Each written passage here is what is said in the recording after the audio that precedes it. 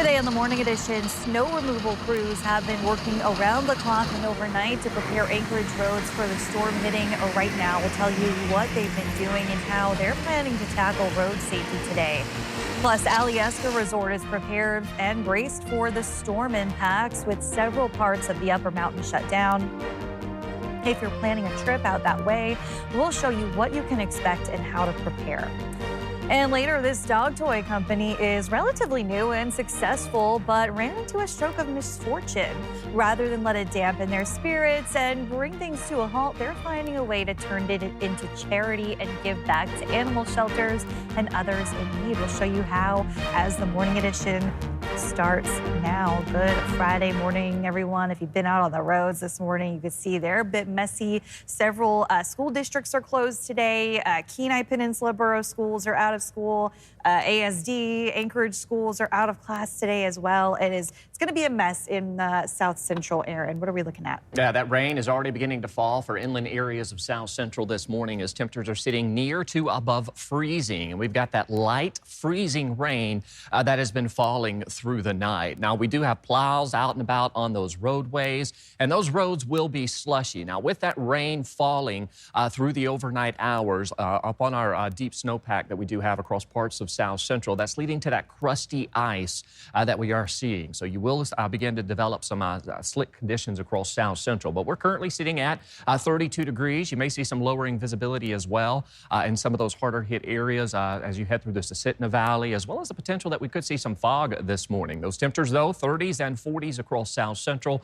So it is a warm morning. We're going to continue to hold on to this stretch of warm weather throughout the day. However, later this afternoon into the evening, we're actually going to begin to see temperatures drop. And this is going to pose a secondary threat on those roadways as any standing water will refreeze into the night. But you can see this morning, we continue to hold on to areas of rain, freezing rain. And yes, we have some snow as you head through the Susitna Valley, out through parts of the Kenai Mountains, and then as you head out over the Chugach Range. But a large portion of South Central that's sitting at sea level is seeing some of that rainfall that is occurring this morning. And that is going to continue to lead to very hazardous road conditions across South Central. Even out towards Kodiak, we continue to hold on to some light rain showers. You can notice out towards eastern parts of the Kuskokwim Valley as well as Bristol Bay, we're holding on to a rain-snow mix and possible freezing rain to start off your Friday morning as well. Now, so far since midnight, we've picked up 0.2 of an inch of rain in Anchorage, 0.6 of an inch out towards Kenai,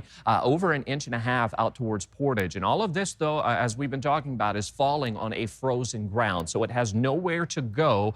So we're going to get out today, seeing officials trying to clear those drains and finding a way to get that water to clear the roadways before those temperatures drop into the night. And again, another reminder that avalanche warning continues across South Central through 6 a.m. through the backcountry with high avalanche danger.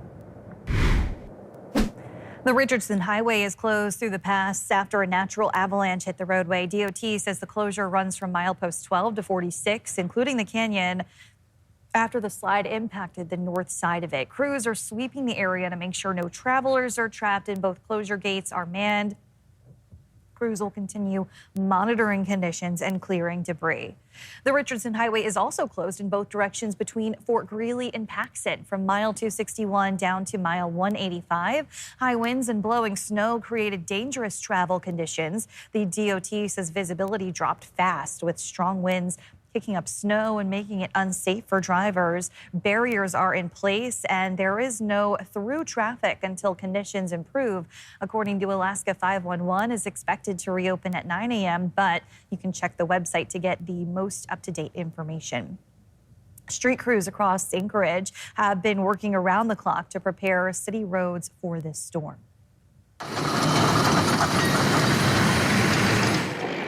According to Muni Street Maintenance, graders were busy throughout the day Thursday, widening roadways and pushing back snow berms to make room for rain and ice runoff, adding that as of yesterday morning, they were 80% done with their plow out, hoping to finish last night before conditions deteriorated.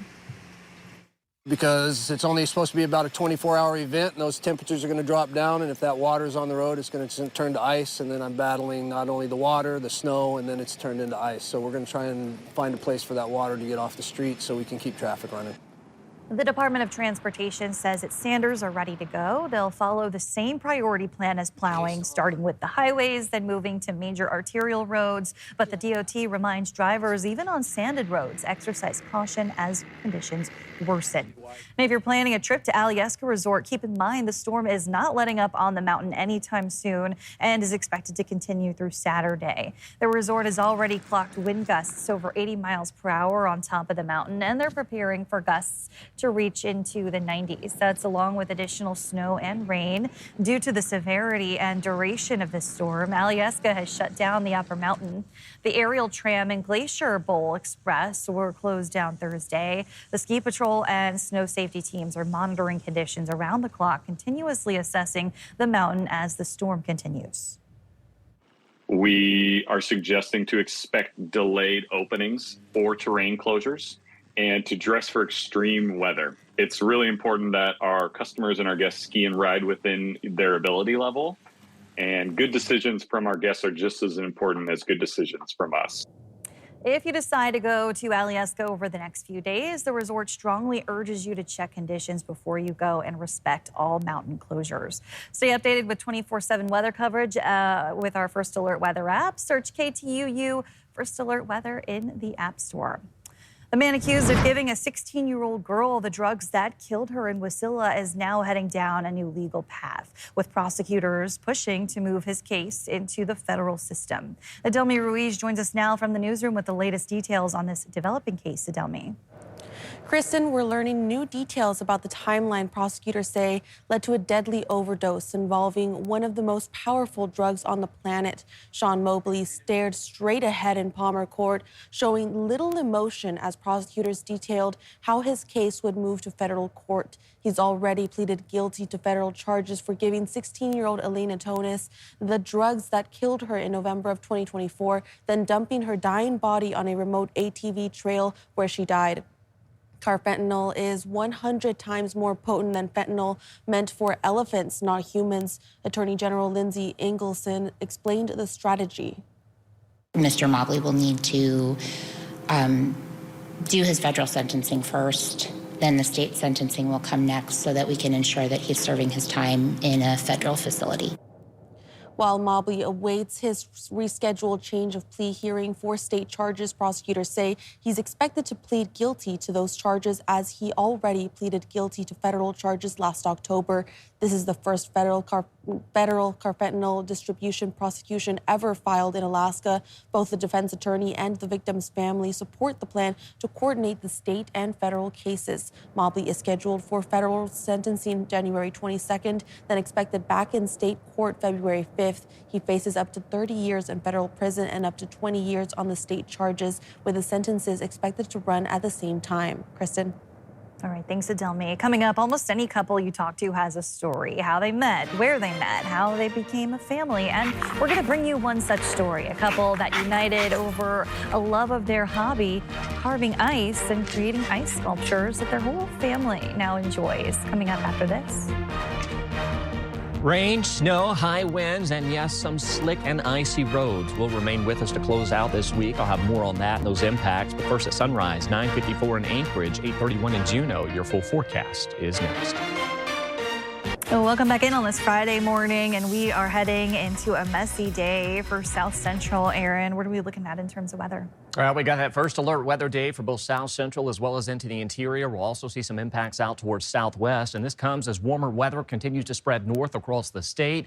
We've seen snow, we've seen rain, we've got freezing rain ongoing across South Central, and yes, we continue to see some of those gusty conditions with some of the highest winds across South Central along the Anchorage hillside as well as higher elevations of Eagle River. And we are going to continue to hold on to this active weather pattern throughout the day. Now, notice that ridge of high pressure out over northern or southern parts of the Panhandle. That's actually redirecting this atmospheric river right into South Central. And this is bringing that plume of moisture and warmth that we continue to see building across the state. In fact, temperatures through the interior are already sitting near freezing this morning. And you can see the extent of that, like we were talking about yesterday, the extent of this trail swell of water vapor moisture extending well into the southern Pacific Ocean as you head north of Hawaii. And this is driving in ongoing warmth, freezing rain, and yes, those windy conditions that we have across South Central. Now, winds as a whole are not entirely too windy across the state. If you head out towards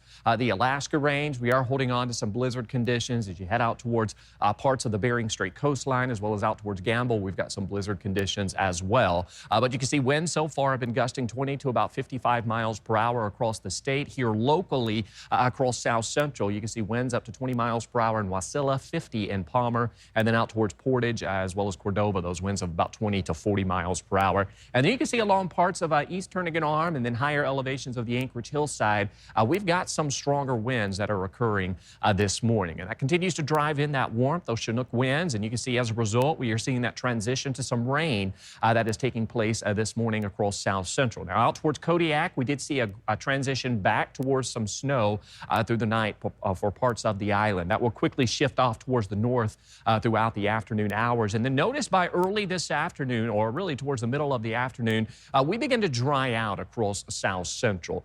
This will allow for many locations to see much improved conditions in terms of precipitation, but then an issue arrives as we welcome in the overnight hours on into our Saturday. And this comes as our temperatures are expected to fall. Notice we're sitting in the 30s to start off the morning, and then as we head into the evening hours, those temperatures drop back down into the 20s. So any standing water that we have on the roads, honestly, any water that we have across South Central will refreeze as we welcome in the overnight hours. As you can see, clear skies do remain with us tonight into tomorrow. So be prepared for hazardous road conditions into the evening hours where we're going to see that refreezing taking place. And then as we welcome in our Saturday, we are going to be watching a secondary system that will bring some light snow and possibly some wintry mix into the evening hours as we carry on into your Saturday evening. So things to watch as we welcome in the rest of today on into the weekend. So we are first alerting you today, take it easy on those roadways. We've already got some reports of glare ice along